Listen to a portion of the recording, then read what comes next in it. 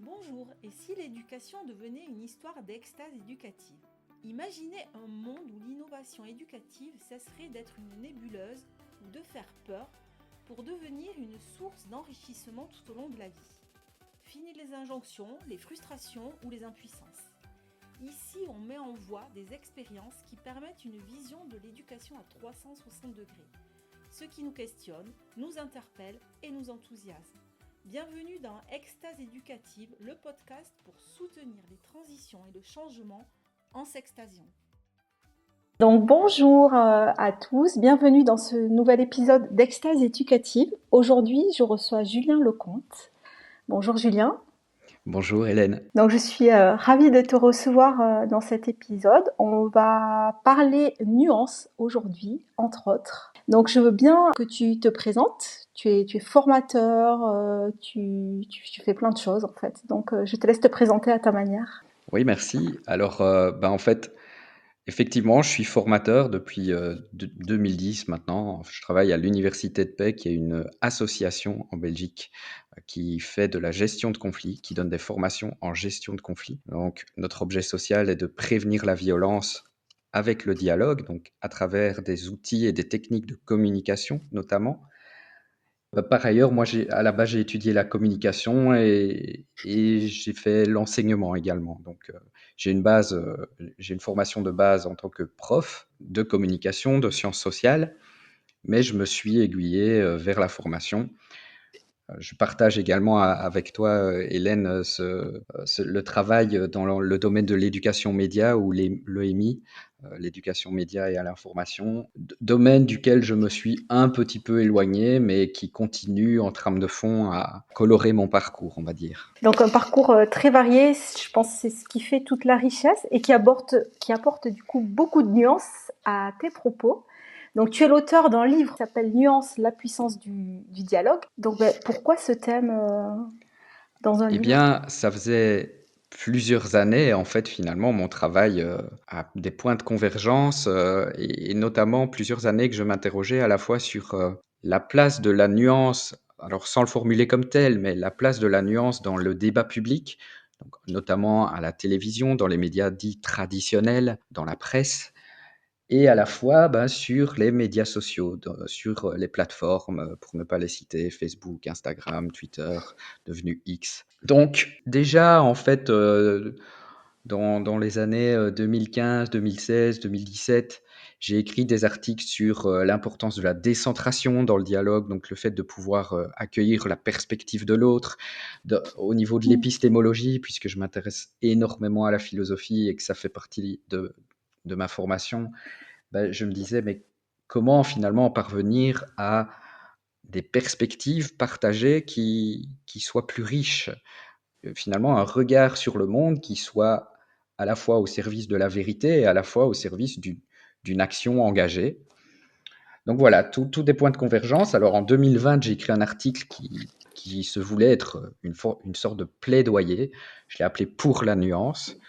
Et cet article a été repéré par une éditrice de la maison d'édition Les Pérégrines, qui m'a dit, voilà, ce thème nous intéresse, il fait partie de l'ère du temps. On se rend compte que les débats peuvent être très polarisés, très radicaux, et ça nous intéresse de mettre ce thème en avant. Ça nous semble être une approche un peu novatrice, finalement, de comment on peut communiquer. Donc voilà, ça c'est pour la petite histoire de comment j'en suis arrivé à écrire à propos de ce thème.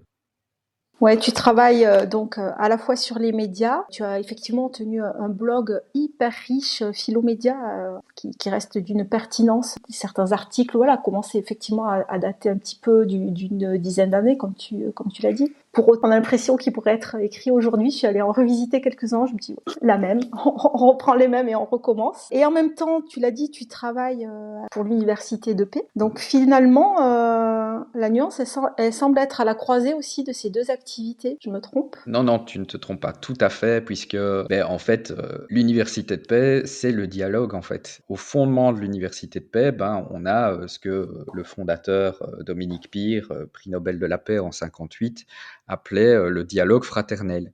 Et selon lui, le dialogue fraternel, c'est se mettre provisoirement entre parenthèses pour essayer de comprendre la perspective de l'autre. De mon point de vue, la nuance, c'est une question de compréhension et de discernement, par exemple. Faire des liens avec le sujet, de compréhension et de discernement. Et comprendre ne veut pas dire être d'accord. Je peux rester en désaccord et en même temps faire la démarche de comprendre ce qu'il y a derrière des affirmations. Donc, moi, je suis vraiment partisan de l'idée que la compréhension, le discernement, en fait, ce que j'ai appelé le discernement, ça peut aider à créer des perspectives plus riches. Oui, si on part du principe Mhm. que le conflit est un désaccord, on voit bien cette tendance sociétale, alors je ne sais pas si c'est une tendance focalisée dans notre époque actuelle, mais à vouloir lisser les désaccords, comme si tout le monde devait être d'accord, alors que le désaccord, justement, est d'une richesse incroyable pour permettre à chacun d'exprimer à la fois son talent, ses opinions, et qui il est Oui, finalement. et dans ce que tu dis, je trouve qu'il y a vraiment un paradoxe, hein, puisque d'un côté, il y a vouloir lisser les désaccords, et effectivement, c'est comme si c'était plus difficile aujourd'hui d'être en désaccord les uns avec les autres, parce qu'en fait, il y a cette idée que si on est en désaccord, on pourrait plus vivre ensemble quelque part. Euh, et d'un autre côté, justement, parfois c'est une mise en scène, une apposition de positions, et on va prendre les deux positions les plus radicales possibles et les mettre en spectacle. Et finalement, on a l'impression que dès lors que quelqu'un exprime en désaccord, c'est d'office finalement dans une sorte de rupture par rapport à ce qui s'est dit précédemment. Donc comme si les perspectives étaient vraiment inconciliables. Soit on reste entre personnes qui ont le même point de vue et en fait, il n'y a pas un mot plus haut qu'un autre et on est tous d'accord et voilà, on en reste là. Soit on est en désaccord et là, alors on ne peut plus se rencontrer, on ne peut plus vivre ensemble. Et ça, c'est très dommage parce que pour moi, un des enjeux de la nuance et du dialogue plus largement, c'est justement de pouvoir vivre ensemble avec des perspectives différentes, avec des préférences différentes. Oui, alors tu as parlé de paradoxe et on le voit bien, c'est juste pour peut-être aller un peu plus loin, on le voit bien, ce paradoxe, il est amplifié par les réseaux sociaux et les algorithmes qui se jouent de ces extrêmes Tout pour à fait. faire Donc, du buzz, etc. Alors quelle est la place de la nuance? alors, ce qui est intéressant, un petit mot sur les algorithmes, c'est que les algorithmes, ce n'est jamais que des formules, ce n'est jamais que des bouts de code. Et donc, en fait, justement, il pourrait être possible, il serait possible de créer des algorithmes qui favorisent la nuance, qui favorisent l'exposition à des perspectives différentes, qui favorisent l'exposition à des contenus de qualité selon des critères bien définis. En l'occurrence, les algorithmes sont plutôt utilisés pour, si je reprends la célèbre phrase de Patrick Lelay à l'époque, patron de TF1, vendre du temps de cerveau disponible à des annonceurs. Vendre du temps de cerveau disponible pour vendre de la pub. Alors de la pub au sens très large, aujourd'hui c'est de la pub ou de la propagande. Et donc pour nous vendre des produits, des services ou des idées. Donc en fait là c'est effectivement délicat parce que les algorithmes peuvent avoir tendance à nous cloisonner dans des sphères informationnelles et sociales dans lesquelles finalement on n'a pas trop accès aux points de vue différents, aux points de vue opposés peut-être. Et donc voilà, c'est des tendances qui existent déjà, qui existaient déjà avant les algorithmes, hein. On parle du biais de confirmation. Une personne qui lisait Le Figaro, elle n'allait pas nécessairement acheter Libé le même jour pour comparer les infos et le traitement de l'info. Mais aujourd'hui, en fait, c'est non seulement moi, je vais vers l'information qui me ressemble, mais en plus, l'information qui me ressemble ou qui pourrait m'influencer vient à moi.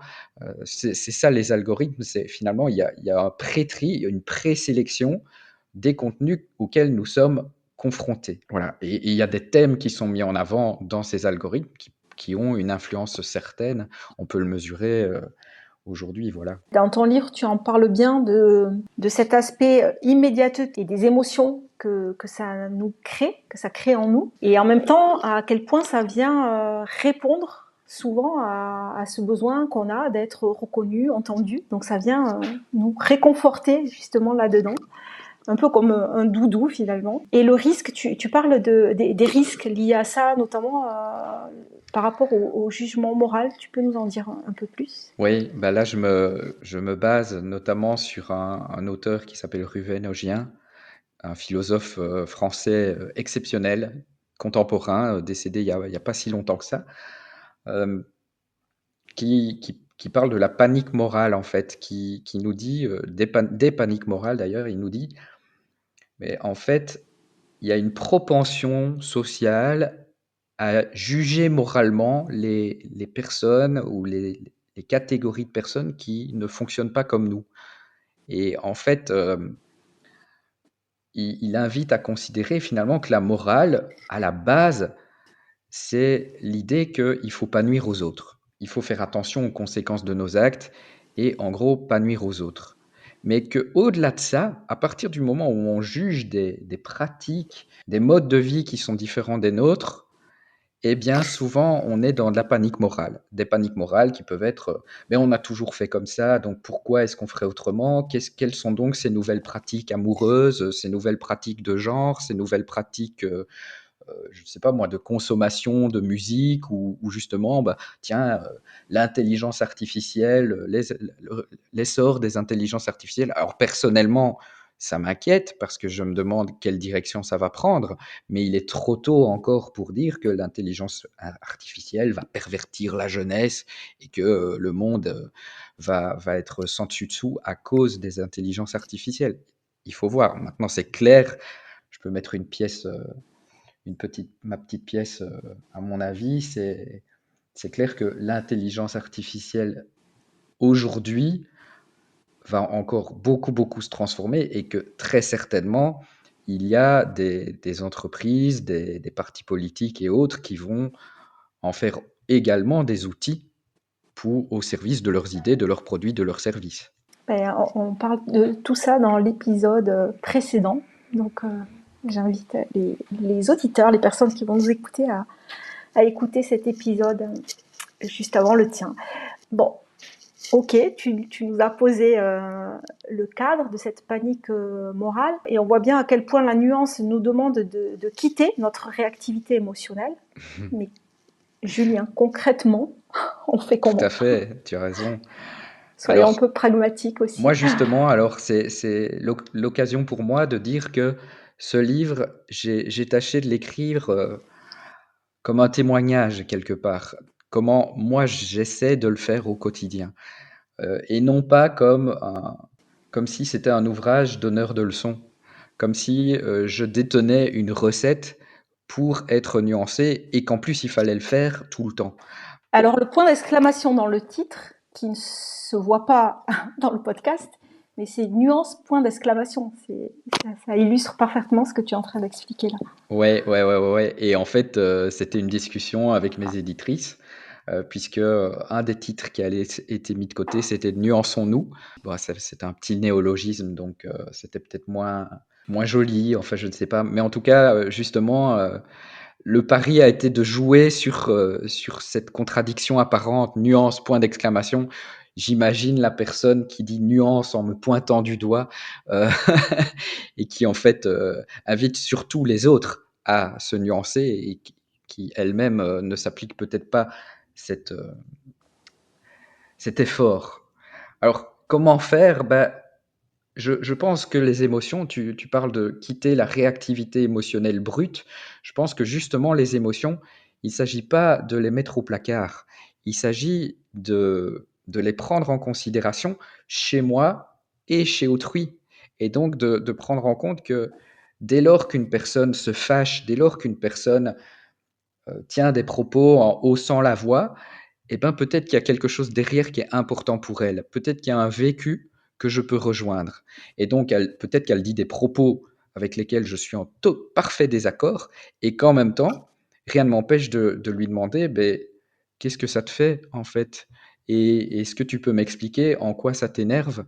Et peut-être, alors pour les personnes qui s'y connaîtraient un peu en technique de communication, peut-être essayer de faire émerger les enjeux, les préoccupations, les besoins de la personne. Donc, qu'est-ce qui est important pour toi dans cette situation? Qu'est-ce qui est important pour vous?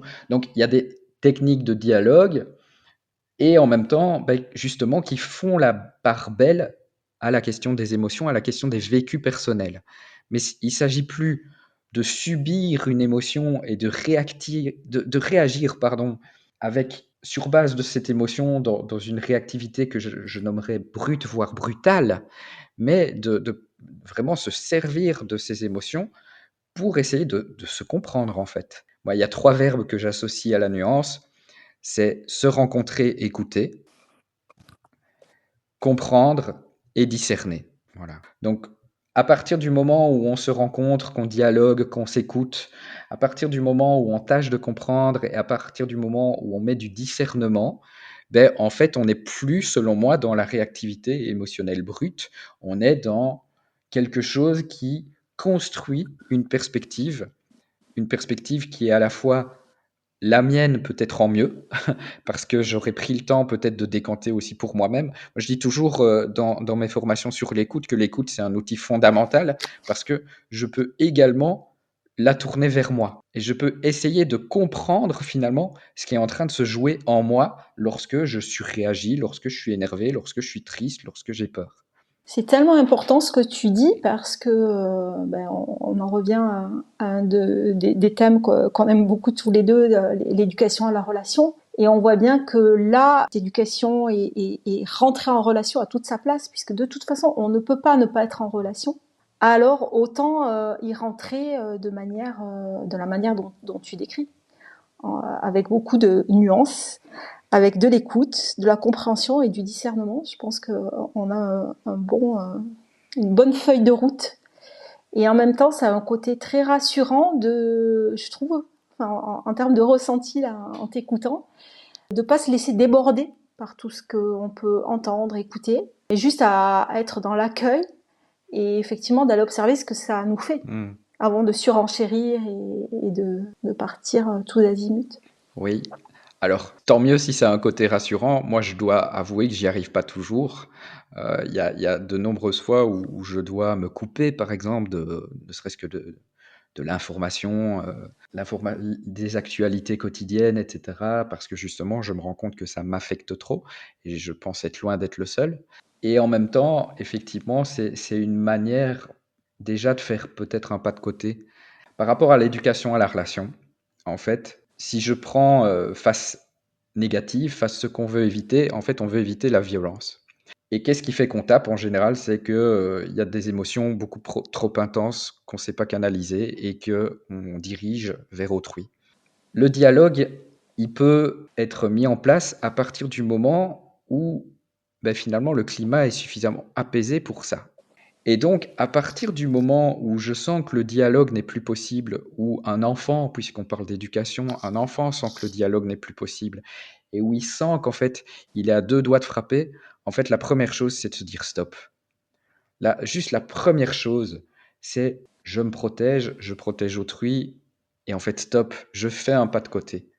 Et donc, c'est là où je voulais en venir, cette idée que, pour moi, c'est déjà un outil fondamental que d'avoir ce petit regard sur soi-même, cet accueil, cette conscience qui, à un moment donné, me permet de dire stop et de m'extraire. Et c'est pas le moment du dialogue, mais c'est peut-être une condition préalable au dialogue. Oui, c'est ce qu'on peut appeler, selon les contextes où on se trouve, arrêt sur image ou retour à l'instant présent. Juste qu'est-ce qui est présent là tout de suite. Dans ce que tu évoques, on voit bien combien ce retour à l'instant, ce stop, peut être difficile de par les sollicitations. Tu l'as dit, à des moments, overdose d'informations. Et il me semble aussi, de par le contexte complexe dans lequel on vit, je fais référence à Edgar Morin, ça demande une activité, je sais pas comment dire, multidimensionnelle, que de replacer les sujets dans leur contexte. Mmh. Et on peut parfois se sentir dans ce monde complexe, justement, complètement submergé par cette complexité. Oui. Et ramener de la nuance là-dedans, c'est pas simple, comme tu l'as dit. Mmh. Oui, oui, oui, oui. Et là aussi, il y a une espèce de dichotomie, il y a un paradoxe entre la complexité du monde dans lequel on vit, que je te rejoins parfaitement à ce sujet, et en même temps, parfois justement les analyses, si on peut les appeler comme ça, en tout cas les grilles de lecture simplistes qui sont posées dessus. Et donc effectivement, c'est plus commode, parfois, de se mettre devant une chaîne d'information en continu et puis d'entendre, la grille de lecture d'un chroniqueur ou d'une chroniqueuse et de s'accommoder en fait de cette grille de lecture. Et à la fois, effectivement, dès lors qu'on s'intéresse un petit peu au sujet, on se rend généralement compte que c'est beaucoup plus complexe. Voilà. Alors je pense que la question de la nuance, elle est liée à la question de l'humilité en fait. C'est pouvoir dire je ne sais pas. C'est pouvoir dire finalement je Hmm.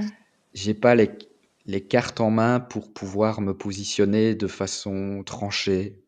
En fait, pour moi, la nuance n'empêche pas de s'engager, la nuance n'empêche pas de se positionner, mais elle invite à le faire en connaissance de cause. Elle invite à le faire avec humilité. Et donc, je suis très prudent en ce qui me concerne. Par exemple, lorsque je reçois des sollicitations pour intervenir en tant que pseudo-expert dans tel ou tel média d'information, parce que ça va très vite. À partir du moment où une personne est épinglée comme spécialiste en, eh bien, elle est parfois appelée à se positionner sur différentes thématiques qui ne relèvent pas de son domaine d'expertise. Et ça va très vite dès lors que on vous pose une question, vous avez l'élan, vous avez envie de répondre. Et en plus, au niveau de mon petit ego, je me dis oui, ça pourrait être chouette d'intervenir dans tel ou tel média. Mais à chaque fois, c'est une question que je me pose et je me dis, je ne voudrais pas devenir comme certaines et certains chroniqueurs qui justement, en fait, donnent leur opinion, finalement, une opinion pas si informée que ça sur beaucoup de sujets, mais des sujets qui finalement ils ne maîtrisent pas. Et leur opinion relève généralement plutôt de Hmm. l'idéologie que de l'idée vraiment construite. Alors, nuance, point d'exclamation. À propos du fameux je ne sais pas, tu dis qu'à un certain moment, voilà, de pouvoir affirmer je ne sais pas, c'est faire preuve d'humilité. Et en même temps, je trouve qu'il faut faire attention aux je ne sais pas qui peuvent enfermer et mettre comme un point final aux discussions. Je ne sais pas et donc je m'exprime pas. Donc là, peut-être la question, c'est est-ce que la nuance n'empêche pas parfois de s'affirmer et du coup de se cacher derrière je ne sais pas. Je dois réfléchir. Ce que j'ai voulu mettre en avant, c'est que la nuance, c'est un processus, c'est pas un état d'être une fois pour toutes. Oui, tu le dis bien dans le livre, la nuance nécessite du temps long. Voilà, alors ça nécessite du temps long et du temps, et en fait, dans le sens où c'est un processus, et donc je ne suis pas, moi Julien Lecomte, nuancé une fois pour toutes. Je peux être nuancé sur certains sujets et pas sur d'autres, à un moment donné et pas Mhm. sur d'autres. Pourquoi je dis ça? C'est parce que dire je ne sais pas, pour moi, n'est pas incompatible du tout avec le fait de se renseigner pour savoir, avec le fait d'écouter des personnes qui peut-être en savent plus que moi. C'est simplement dans reconnaître un état d'ignorance, en tout cas d'insuffisance de savoir pour trancher à un moment donné. Maintenant, ce qui est intéressant, c'est aussi de se demander, est-ce qu'il n'y a pas Hans Jonas, philosophe allemand, qui a mis en avant ce principe. Il appelle ça le principe responsabilité, c'est qu'à un moment donné, il y a peut-être un impératif moral de savoir, un impératif moral de se renseigner parce que, en fait, nos actes ont des conséquences. Et donc, c'est facile de dire je ne savais pas. C'est facile de dire ce n'est pas de ma responsabilité parce qu'en fait, je n'ai pas fait attention. À un moment donné, il y a peut-être des thèmes, il y a peut-être des sujets. Et puis, dès lors qu'une personne va voter, par exemple, dès lors qu'une personne va voter, elle peut dire je ne savais pas, j'ai voté sans savoir. Et en même temps, n'a-t-elle pas une responsabilité? Donc, voilà, ce sont des questions sur lesquelles on pourrait discuter, mais effectivement, je te rejoins sur le discernement à avoir par rapport au fait que je ne sais pas ne doit pas être le point final, la conclusion d'une recherche ou d'une Mhm. quête de vérité ou ou de morale sur une question donnée. Je trouve que la nuance telle que tu nous l'as décrit là amène une autre notion qui serait celle du doute et de la place du doute. Moi, j'aime bien l'expression du doute fertile. Et là, on le retrouve en fait. C'est douter, dire qu'on ne sait pas, Absolument, mais que ça absolument. soit Et là, fertile, créatif derrière. effectivement, parce qu'il y a différents types de doutes. Il y a un doute relativiste, il y a le doute complotiste qui viserait à dire que finalement, on ne peut plus rien croire et qu'en fait tout ne serait qu'opinion et on n'a qu'à apposer les opinions. Il y aurait matière à douter de toute version officielle, mais par contre, alors ce qui est intéressant, notamment dans le doute complotiste, c'est que généralement, des personnes qui disent douter de toutes les versions officielles, en fait, adhèrent à des versions qui sont encore plus mensongères.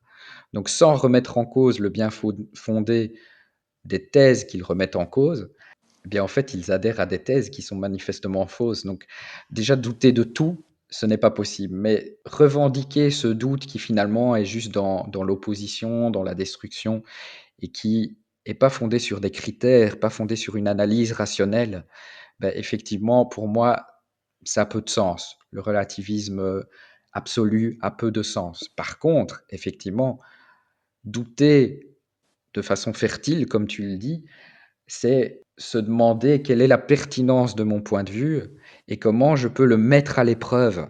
Comment je peux le mettre à l'épreuve des faits, du dialogue, de critères de cohérence. Là, je pense qu'effectivement, on a quelque chose qui est beaucoup plus fertile, pour reprendre le mot que tu utilises et qui me convient bien. Je te pose une question, je me doute de la réponse, mais c'est peut-être pour justement la dépasser. La nuance implique-t-elle qu'on soit à l'écoute, en relation avec tout le monde, toutes les opinions, tout le temps? Et là, je pense notamment, voilà, peut-être dans nos quotidiens, nos réunions d'équipe, nos réunions professionnelles, où parfois on peut peut-être préférer l'illusion d'un consensus où on évacue les tensions pour pas les vivre tout simplement. Voilà, là aussi où on va éviter voilà tout ce qui peut permettre de se dépasser, on cherche voilà à préserver une forme d'harmonie dans les équipes, sauf que peut-être on confond harmonie et uniformité. Alors il y a beaucoup de choses Oui.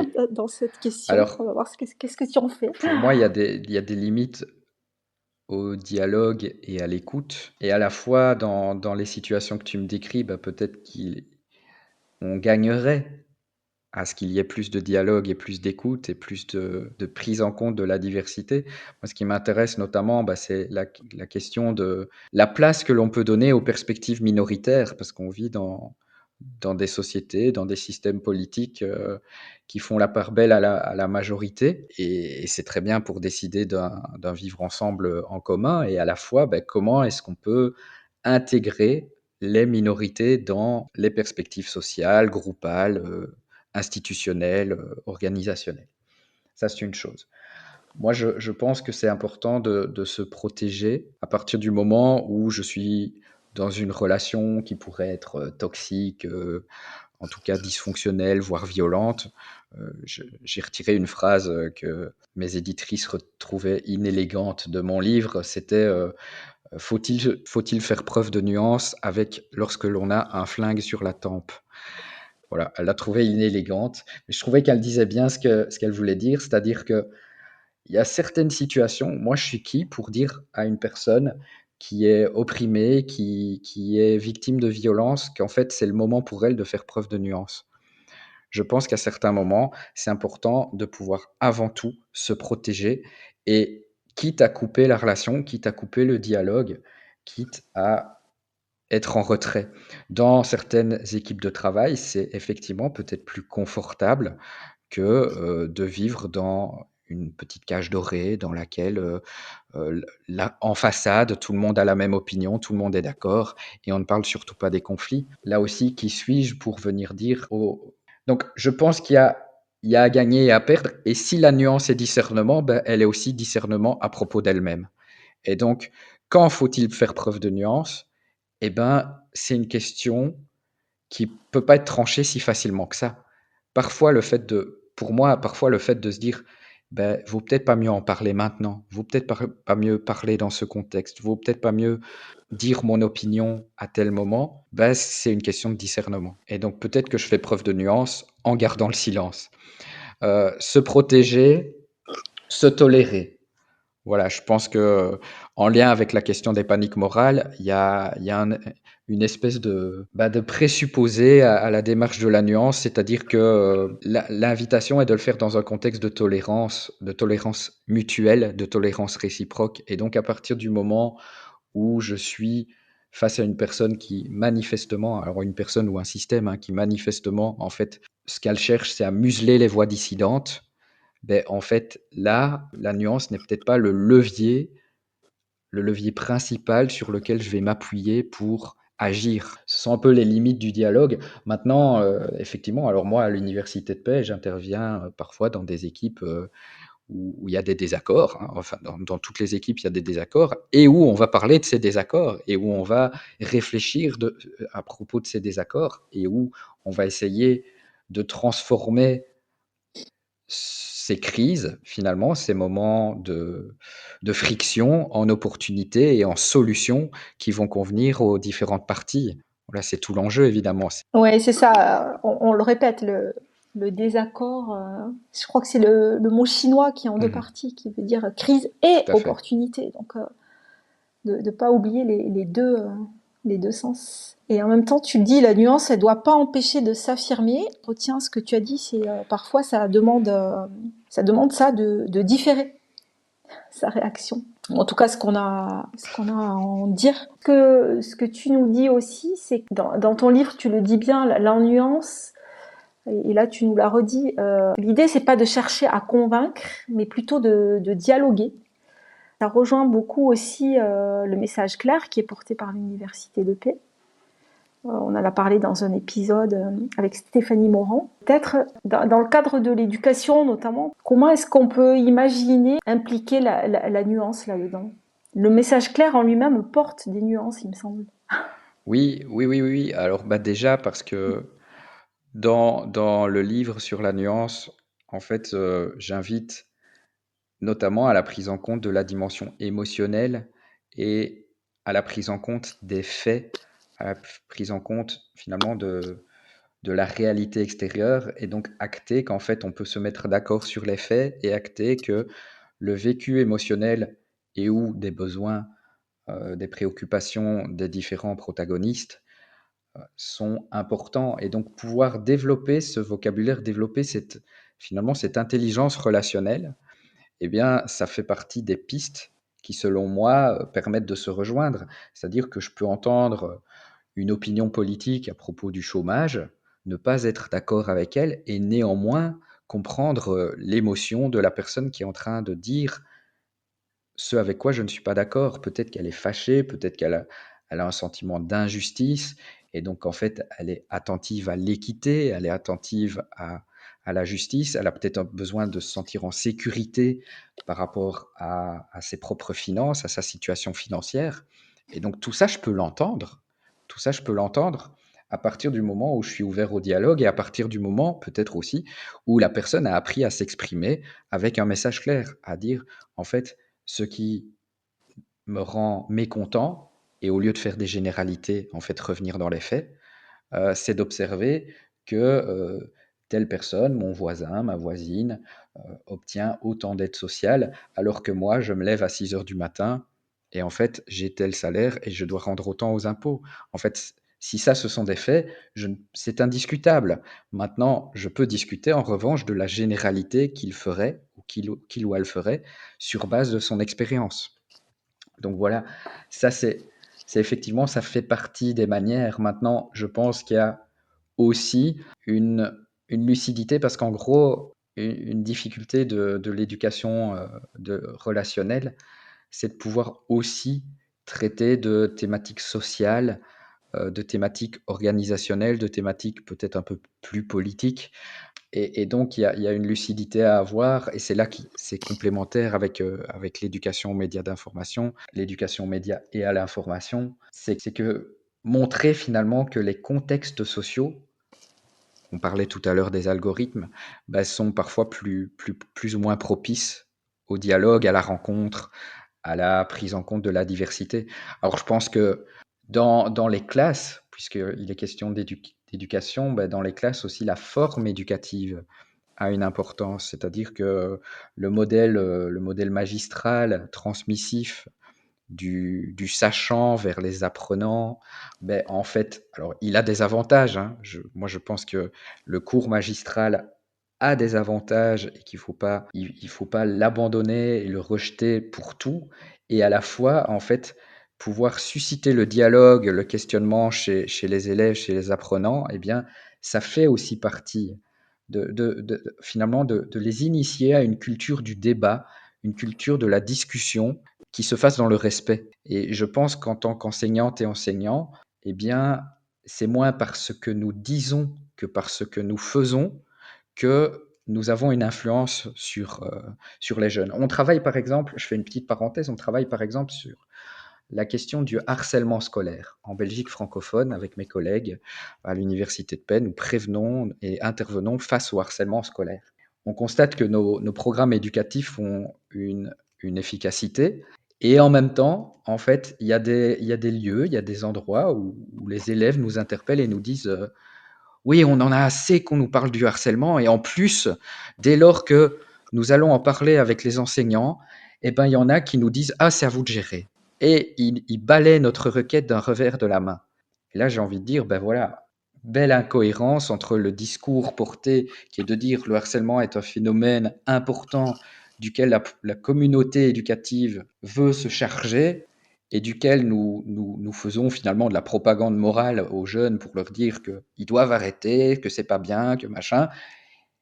Et puis en même temps, une absence d'écoute et de prise en compte de certains acteurs du monde éducatif lorsque le sujet est sur la table. Et donc là, pour moi, on passe à côté de cette figure d'exemplarité, justement. Écoute, merci. Je relisais là en t'écoutant le sous-titre de ton livre, La puissance du dialogue. J'avais envie de dire aussi l'art du dialogue. On le voit bien, c'est un véritable art qui demande d'apprendre à jongler avec différentes notions, avec ses propres émotions, avec celles des autres, à jongler aussi avec ses opinions, la manière dont on est en lien avec les autres, en lien avec les médias, en lien avec son environnement. Donc il y a beaucoup de paramètres qui rentrent en jeu, c'est complexe et en même temps c'est tellement prometteur et rempli de paix, j'ai envie de dire, en lien avec l'université de paix, puisqu'on en a beaucoup parlé aujourd'hui. Est-ce qu'il y a quelque chose que tu voudrais rajouter par rapport à la nuance? Là, comme ça, je pense que c'est déjà bien pour les auditrices et auditeurs. J'espère que ça leur aura plu.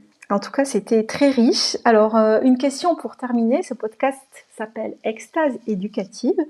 Est-ce que tu as une extase du moment à nous partager? Dans un domaine assez connexe, finalement, je suis actuellement en train de me former à la question de la motivation, et notamment dans les équipes de travail, mais qui sont finalement tout à fait transposables. C'est des observations qui sont tout à fait transposables finalement à l'éducation avec des plus jeunes, et notamment finalement sur différentes manières de donner de la reconnaissance. Donc la reconnaissance, c'est un facteur de motivation. Et ce qui est intéressant, c'est que je pouvais avoir un regard sur ma manière de donner de la reconnaissance et me dire, bah oui, moi je suis quelqu'un qui donne facilement de la reconnaissance, qui dit facilement c'est bien, qui félicite, qui remercie, etc. Et en fait, il y a différentes manières d'attester de la reconnaissance. Justement, par exemple, la prise en compte des idées et l'écoute, ça peut être un gage de reconnaissance. Le fait de donner des récompenses, des cadeaux matériels ou immatériels, c'est un gage de reconnaissance. Le fait de passer des moments de qualité, c'est un gage de reconnaissance. D'offrir des moments de qualité, c'est un gage de reconnaissance.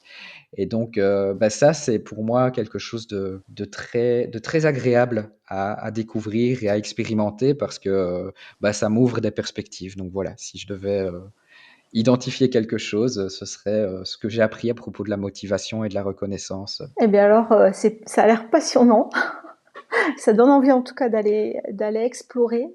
Notamment dans nos établissements, voilà, quelle est la place de la reconnaissance et pour en revenir au thème, quelle est la place de la nuance, y compris pour nous les adultes, tu l'as bien dit, Il ne s'agit pas d'être exemplaire, mais de montrer l'exemplarité peut-être. Merci beaucoup Julien pour ces partages très riches.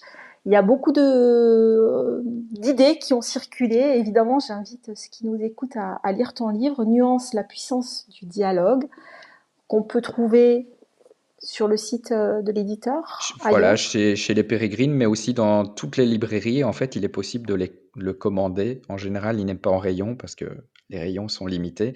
Mais par C'est contre, ça. chez votre libraire préféré, eh bien, il est toujours possible de commander cet ouvrage.